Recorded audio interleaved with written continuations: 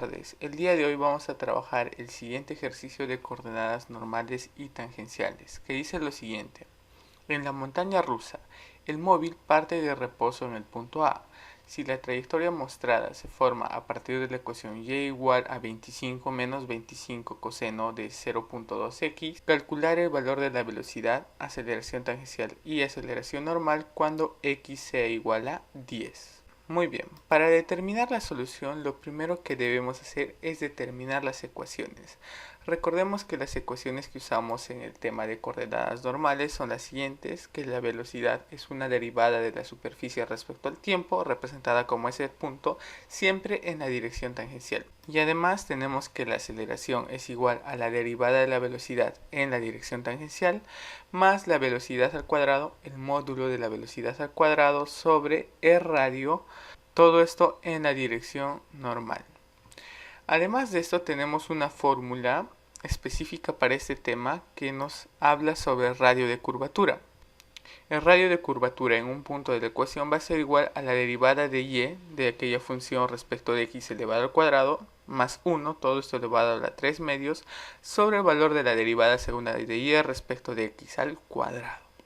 Pues bien, lo primero que debemos hacer es identificar la ecuación que tenemos. Nosotros tenemos que y va a ser igual a 25 menos el valor de 25 coseno de 0.2 x. Recordemos que esta ecuación nos forma la siguiente gráfica. Lo que nosotros debemos conocer de esta gráfica es que va a pasar por el punto x0 y y0 y su punto más alto va a estar en el valor de 50 para y que nos están pidiendo analizarlo cuando x sea igual a 10 y cuando x sea igual a 10 va a tener un valor comprendido entre 30 y 40. Para eso nosotros necesitamos determinar lo siguiente. Como tenemos una ecuación que trabaja con la derivada de y la derivada segunda de y, necesitamos derivar. Pues bien, la derivada primera de y sería igual a la derivada de una constante va a ser 0, la derivada del coseno va a ser menos seno, menos con el menos se va a convertir en más 25 multiplicado por la derivada interna que va a ser igual a 0.2, todo esto multiplicado por el seno de la expresión interior que sería 0.2x. Esta expresión nos resultaría como 5 multiplicado por el seno de x. Ahora necesitamos la derivada segunda de esta expresión. Y segunda va a ser igual a la derivada del seno va a ser el coseno. Esta expresión vuelve a multiplicar y tendríamos 5 multiplicado por 0.2 multiplicado por el coseno del valor de 0.2x. 0.5 multiplicado por 0.2 nos da el valor de 1 y tendríamos coseno de x. Pues bien, recordemos que esta fórmula o que esta ecuación nos está expresando distancias y obviamente tenemos que tener el cuidado de trabajar con las unidades. Estas fórmulas van a necesitar ser reemplazadas en radianes, así que si lo reemplazan en sexagesimales no les va a dar la respuesta. Tengan mucho cuidado con eso. Entonces tendríamos que esta ecuación nos va a resultar el valor de 35.4. Ese va a ser el valor de la altura de y. La altura de y cuando x sea igual a 10 va a ser igual a 35.4. El valor de esta expresión 5 multiplicado por el seno de 0.2 multiplicado por 10 nos va a resultar el valor de 4.55. Y por último tendríamos que el valor de coseno multiplicado por 0.2 multiplicado por el valor de 10 va a ser igual a menos 0,42. Estos van a ser los valores exactos del valor de la función de y cuando x sea igual a 10, la derivada de y cuando x sea igual a 10 y la derivada segunda de y cuando x sea igual a 10. Obtenidos estos valores tendríamos que el valor de la inclinación que tiene la función o la forma de riel cuando x sea igual a 10 va a ser igual a y'. Entonces si nosotros queremos conocer el ángulo de inclinación tendríamos que trabajar con el arco tangente del valor de y', que sería 4.5. Esto va a ser igual a el valor de 1.35, pero esto está en radianes. Entonces esta expresión en sexagesimales equivale a 77.60 grados, que sería el valor que tendríamos en este lugar.